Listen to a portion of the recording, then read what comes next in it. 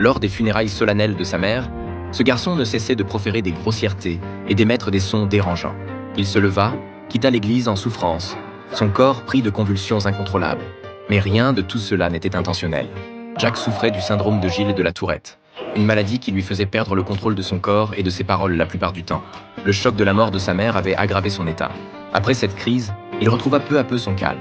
Une fois les obsèques terminées, son père ne savait comment s'occuper de Jack tout seul. À ses yeux, Jack n'était qu'un fardeau. Il voulait le placer dans un centre de soins. Mais Jack exprima le désir d'aller au bord de mer. C'était le dernier vœu de sa mère. Son père, excédé par son comportement, se moqua de lui en disant qu'il n'arriverait même pas à trouver un magasin. Pour toute réponse, Jack claqua violemment la porte. Mais face à l'autorité paternelle, il n'eut d'autre choix que de se laisser emmener de force au centre médical.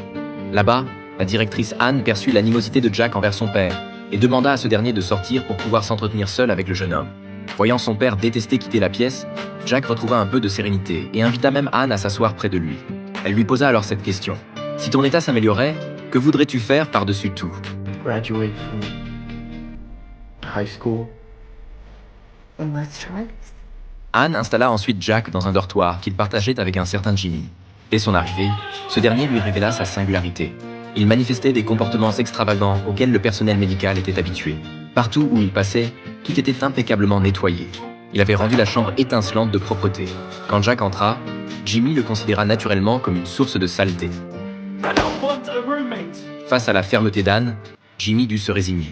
Après le départ de la directrice, il établit les frontières entre eux deux et précisa à qui appartenait chaque objet dans la pièce. Il demanda à Jack pourquoi il était là, mais ce dernier eut une nouvelle crise. Ne connaissant pas sa maladie, Jimmy crut qu'il lui manifestait de l'hostilité. Il voulut partir, mais s'imposa de compter jusqu'à 3 avant d'ouvrir la porte. Jack s'excusa, mais Jimmy le traita d'idiot. Alors que Jack tentait de cacher les cendres de sa mère sous son matelas, une fille ouvrit sa porte. Pensant qu'il dissimulait des objets interdits, Amy lui rappela qu'il ne fallait pas cacher d'alcool. L'alcool était formellement prohibé dans cet établissement. Envoyée par un professeur pour lui faire visiter les lieux, elle l'accompagna malgré les accès de sa maladie qui le poussaient à l'insulter. Heureusement, Amy était déjà au courant de son état et ne s'en formalisait pas. Jack alternait insultes et excuses tout au long de la visite du centre médical. Le soir, il eut une nouvelle crise et donna des coups de pied dans la cloison. Jimmy ne put que allumer et éteindre la lumière en tambourinant sur la table pour apaiser ses propres troubles obsessionnels. Jack demande à Jimmy de mettre de la musique. Dès que la mélodie retentit, tous deux retrouvèrent momentanément leur calme. Mais le destin en décida autrement.